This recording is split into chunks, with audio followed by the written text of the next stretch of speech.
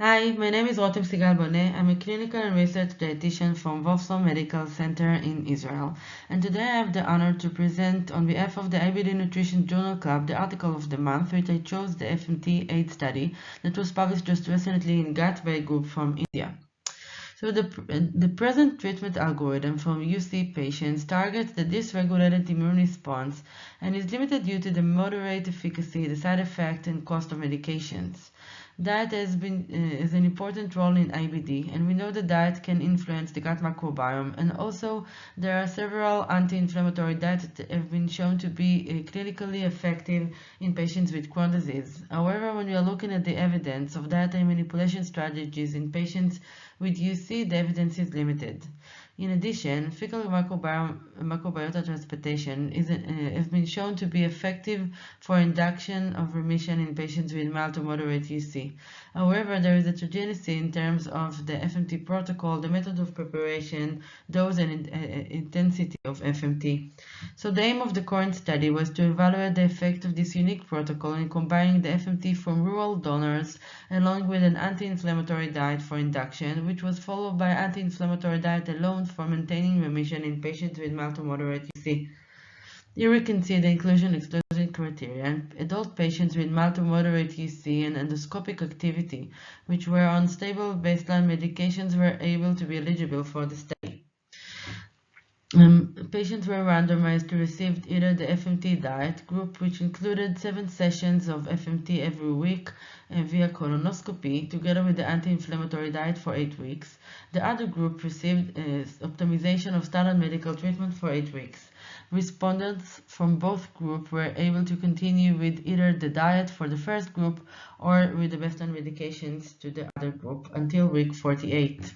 And here are the principles of the anti-inflammatory diet. So patients were asked to avoid any gluten and dairy product, to limit the insoluble fiber consumption, to avoid any processed and red meat, and also to avoid processed food and food containing food additives and refined sugars. On the other hand, patients were asked to consume card, to increase the soluble fiber consumption, to increase intake of soft, fresh fruit and vegetables, fermented food, and sources of aryl hydrocarbonoreceptors such as cruciferous vegetables and polyphenols.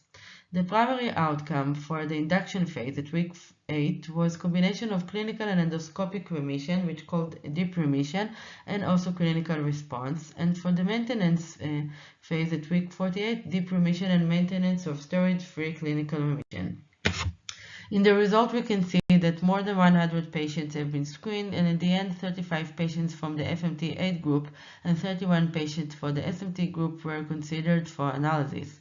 The study was early terminated due to COVID, however, they did reach their significant statistically goals. Here we can see the patient's baseline characteristics, and we can see that there was no significant difference in each of these variables at baseline between both groups, meaning that randomization worked. And so what were the results? Here we can see the primary outcome, and we can see here in dark blue and dark brown the FMT8 group, which we can see that was superior in terms of clinical response at week 8 and steroids-free clinical remission at week 48, in addition to deep remission at week 8 and week 48 that was superior for the FMT8 group on the standard medical treatment.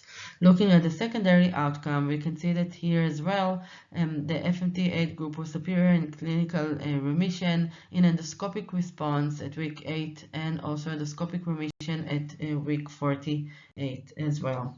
Looking at dietary intake, we can see that at week 8 there was a significant difference between groups, and the patients who had on the FMT8 group consumed a significantly high intake of card, aryl hydrocarbon-rich foods, and fermented food, and lower intake of energy, total fat, and processed foods.